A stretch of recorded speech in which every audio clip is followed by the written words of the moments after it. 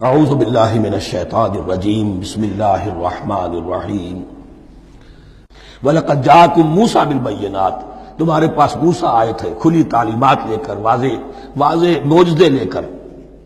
ثُمَّ اتَّخَذْتُمُ الْعِجْلَ مِن بَعْدِهِ، پھر تم نے اس کے بعد اس کی غیر حاضری میں بچڑے کو اپنا معبود بنا لیا. وَأَنتُمْ ظَالِمُونَ، اور تم ظالم ہو.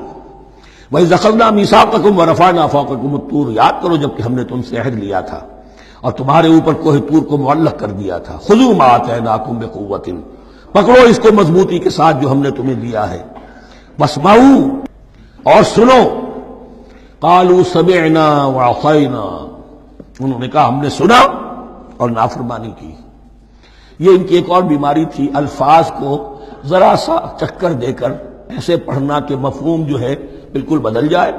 کوئی اعتراض کہے تو کہے گا کوئی شخص کہ اپنے کانوں کا جا کے میل نکلوائیے، میں نے تو اطعنا کہا تھا، آپ کو عصینا سننے میں آ گیا. لیکن وہ اپنے لوگ جو ہوتے تھے ان کے منافقوں کے، اور آپس میں جو ہوتے تھے وہی منافق اس وقت حضرت موسیٰ کے ساتھ. کردار تو ایک ہی رہا ہمیشہ سے. اس کردار کے لوگ جو ہے یہ حرکتیں کرتے تھے اور پھر ان سے سرزنش کی جاتی کہ بھائی ہم نے تو کہا تھا سمعنا واطعنا، آپ کے اپنی سماعت میں کوئی خلل ہوگا. قالوا سمعنا وعصینا، ہم نے سنا اور ہم نے رد کیا، نافرمانی کی.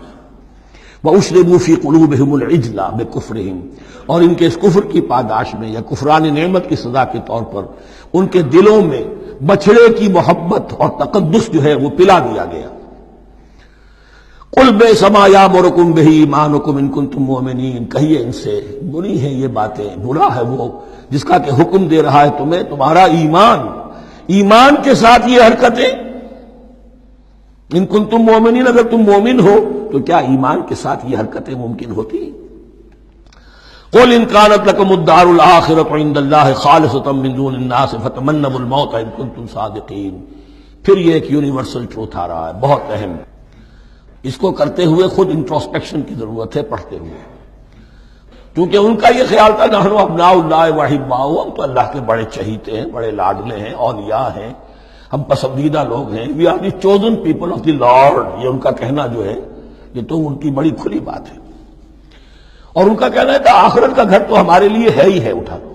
اب دیکھیے لٹمس ٹیسٹ ان کے سامنے رکھا جا رہا ہے، لیکن یہ لٹمس ٹیسٹ میرے اور آپ کے لیے بھی ہے. قل ان كانت لكم الدار الآخرة عند الله خالصة من دون الناس، اے نبی ان سے کہیے کہ اگر تمہارے لیے آخرت کا گھر اللہ کے پاس خالص کر لیا گیا ہے دوسرے لوگوں کو چھوڑ کر، یعنی تمہاری ریزرویشن ہو چکی ہے وہاں، تمہارے لیے تو جنت ہی جنت ہے.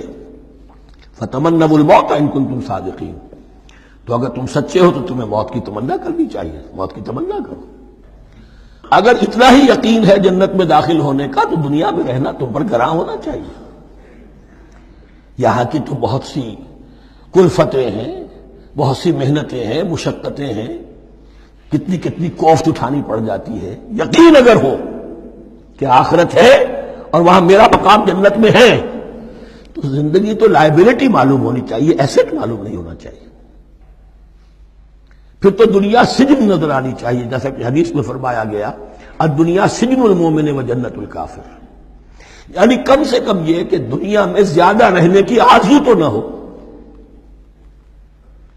یہ کم سے کم ہے. آخرت پر ایمان، اور اگر اپنا معاملہ اللہ کے ساتھ خلوص پر ہے، دھوکے بازی پہ نہیں ہے. بل الانسان علی نفسہ بصیرہ، ہر انسان کو معلوم ہے میں کہاں کھڑا ہوں. آپ کا دل آپ کو بتا دے گا آپ اللہ کے ساتھ دھوکے بازی کر رہے ہیں یا آپ کا معاملہ اللہ کے ساتھ خلوص و اخلاص پر مبنی ہے. اگر یقین ہے کہ خلوص و اخلاص پر ہے تو پھر تو یہ ہے کہ زندگی ایسٹ نہیں لائبلٹی، اور دنیا باغ نہیں قید خانہ نظر آنا چاہیے. اور اس میں انسان رہتا ہے ایک مجبوراً، اللہ نے بھیجا ہے رہنا ہے، جو اس کی طرف سے ذمہ داریاں عائد کی گئی ہیں وہ ادا کرنی ہے. لیکن یہاں رہنے کی خواہش یہ اگر ہے تو یا تو آخرت پر ایمان نہیں یا اپنا اللہ کے ساتھ معاملہ خلوص اور اخلاص پر مبنی نہیں. دس از دی لٹمس ٹیسٹ. فتمنوا الموت ان کنتم صادقین ولن یتمنوه ابدا، اور یہ ہرگز نہیں کریں گے تمنا اس کی، موت کی. بما قدمت ایدیہم، بسبب ان کرتوتوں کے جو ان کے ہاتھوں نے آگے بھیجے ہوئے ہیں. ہر شخص کو معلوم ہے میں نے کیا کمائی کی ہے، کیا بھیجی ہے. واللہ علیم بالظالمین، اور اللہ ان ظالموں سے بخوبی واقف ہے. وَلَتَجِدَنَّهُمْ أَحْرَصَ النَّاسِ عَلَىٰ حَيَاةٍ، اور تم انہیں دیکھو گے اس دنیا کی زندگی پر تمام انسانوں سے بڑھ کر حریص ہیں. وَمِنَ الَّذِينَ أَشْرَكُوا، یہاں تک کہ مشرکوں سے زیادہ حریص ہیں. اور یہ بات صحیح ہے. اہل ایمان کے ساتھ مقابلہ مشرکین نے کیا، کھل کر میدان میں آ کر کیا، ڈٹ کر کیا، اپنی جانیں اپنے باطل معبودوں کے لیے قربان کی. یہودی نہیں لڑ سکے، من ورائے جدر، فصیلوں کے پیچھے سے اور ادھر سے، لیکن سامنے آ کر مقابلہ نہیں کر سکے، اس لیے کہ انہیں جانیں بہت عزیز تھی.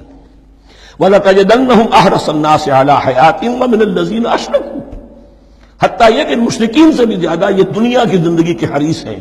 یود احدہم لو یعمر الف سنہ، ان میں سے ہر ایک کی یہ خواہش ہے کہ کسی طرح اس کی عمر 1000 برس ہو جائے. وما ہوا بمزحزحہ من العذاب ان یعمر، اور اگر ان کو معمر کر بھی دیا جائے، طویل زندگی دے بھی دی جائے، تو عذاب سے تو چھٹکارا نہیں ملے گا. آخرت تو بالآخر تو آنی ہے. واللہ بصیر بما یعملون، اور اللہ دیکھ رہا ہے جو کچھ کہ وہ کر رہے ہیں. صدق اللہ العظیم.